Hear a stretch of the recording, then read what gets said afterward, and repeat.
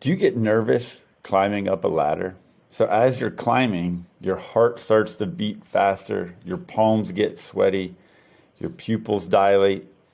Why do those things happen? That's the work of the autonomic nervous system. Chapter 15 is a discussion of the autonomic nervous system and its two major divisions, the sympathetic side and the parasympathetic side. The sympathetic side, think of it as E situations: exercise, emergency, excitement, embarrassment.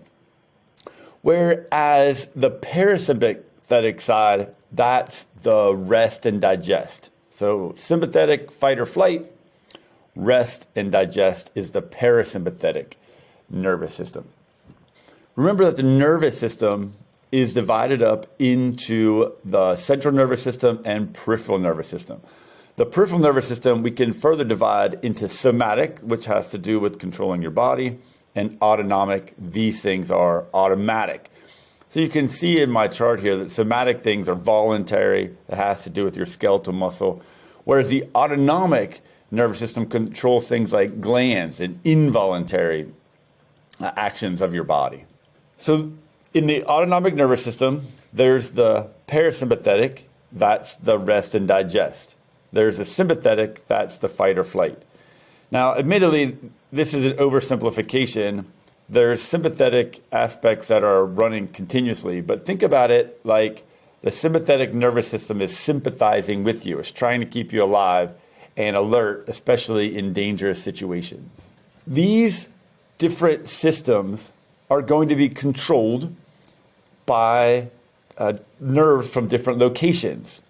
So, for example, here you can see how the thoracic section of your spinal cord controls things like your eye and bladder, heart, lungs, spleen, whereas the lumbar section is going to be controlled, or is going to control other organs. But these are how the internal organs are controlled, especially in the sympathetic nervous system.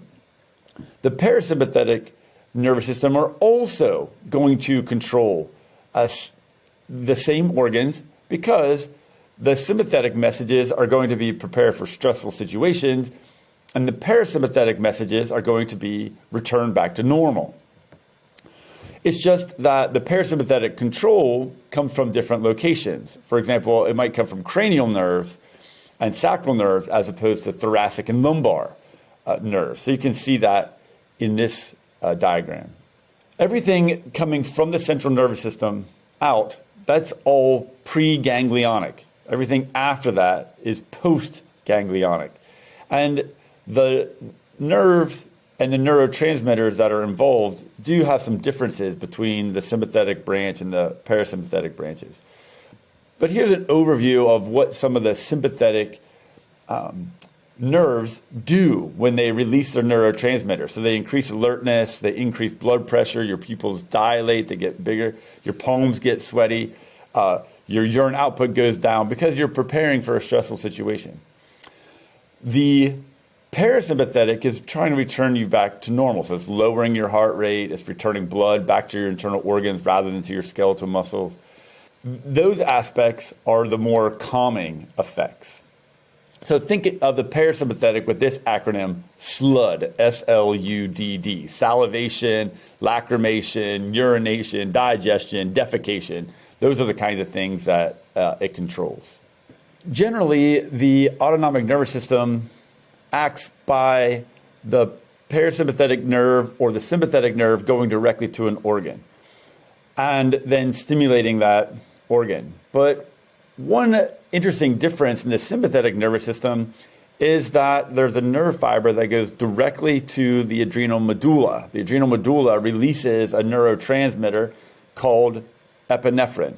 Think of like an EpiPen or adrenaline from the adrenal gland. Same thing. Epinephrine, adrenaline, same thing. It also releases a hormone, norepinephrine.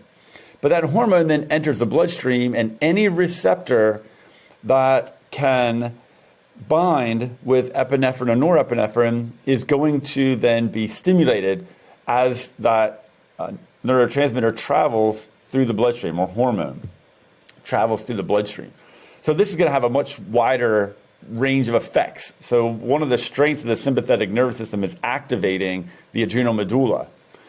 Now, the receptors that can detect this information are called alpha receptors or sometimes beta receptors. So when you hear things like a beta blocker, that's what it's doing. It's blocking that receptor from getting information from those chemical messengers.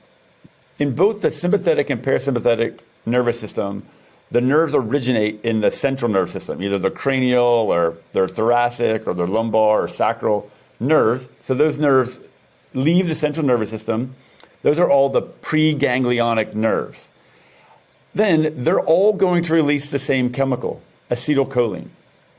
Acetylcholine can be picked up by a nicotinic receptor. So a nicotinic receptor is the kind of receptor that can detect acetylcholine. It's also the kind of receptor that binds to nicotine, which is how it got its name. Then those receptors are going to transmit an impulse and then release either acetylcholine or norepinephrine. So you can see that in the sympathetic branch. In the parasympathetic branch, it's only going to release the acetylcholine, but it's a different kind of receptor. So these different kind of receptors are located at different places so that they can be stimulated by different branches of those nerves and what they release. So norepinephrine will generally stimulate alpha receptors, whereas epinephrine generally stimulates the beta receptors. And it's the epinephrine then that's creating this kind of fight or flight response that we get from the sympathetic nervous system. One of the strange things about our nervous system is that when we feel pain, let's say, from touching something hot, we have a reflex. And that somatic reflex is instantaneous and unconscious, and we can't stop it once it starts. The reflex arc for touching something hot and withdrawing, that withdrawal reflex, or when the doctor taps your knee and you kick your leg out, the knee jerk reflex, it's going to send messages along those nerves to your central nervous system, and then the motor neuron's going to cause that muscle to contract and you withdraw. And it's a lot because of that sensation. The reaction is very, very rapid. Well, what if there's something painful deep inside, an organ that is experiencing pain? We don't feel that the same way, but the reflex starts out the same, where that signal goes to the central nervous system, but then the pathway away from the central nervous system is very different. It's still a motor neuron, but rather than targeting a skeletal muscle for that withdrawal reflex, it's going to target some other kind of effector, like a smooth muscle, cardiac muscle, or a gland, let's say. So for example, we might have a receptor that's sensing pressure, like blood pressure, where that's not consciously controlled, that's autonomically controlled. But if the sensation becomes great enough or strong enough, then it might become conscious. We might actually consciously perceive it. For example, if you're drinking water really fast and you swallow a very large ice cube, you could feel it moving down your throat, which normally we don't feel things that we swallow. But if you swallow something large enough, like that ice cube, you might actually feel it. So what about something like a heart attack, where your heart is feeling a lot of pressure, that uncomfortable pain from not getting enough oxygen or not getting enough blood or whatever might be causing the heart attack? That pain sensation, as it's sending the information back to your central nervous system, often there's converging nerves. So we don't feel the pain necessarily where the organ's located. We might feel it somewhere else, like our left arm. This phenomenon is called referred pain, where it's sometimes difficult to locate what organ exactly is hurting because we feel the pain as if it's coming from some other location.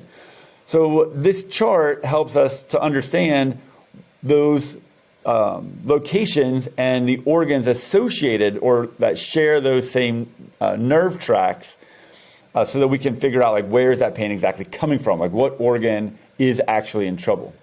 So many anatomy students might be thriving right now on caffeine and thinking, oh, if I could just drink some more coffee, it'll give me some more energy to get through all the studying I have to do. Well, caffeine actually does not supply any energy. We get energy from molecules that we can break down, like sugar, but we don't get energy from caffeine. So how is it that caffeine keeps us alert or awake? Well, it's going to mimic adenosine. All right, so adenosine has a job of inhibiting acetylcholine. Remember that acetylcholine is being released by these different nerve endings, and it binds to those receptors and we get some kind of reaction. So adenosine inhibits that. So that's where the caffeine is blocking adenosine. So if it blocks the adenosine, then if it's blocking the adenosine, then there's no inhibition of acetylcholine. So acetylcholine is now binding to those receptors because the adenosine can't. And that's causing the organs or glands after that receptor to be stimulated. And that's what's actually increasing our alertness. So hopefully those explanations kind of give you an overview of the autonomic nervous system.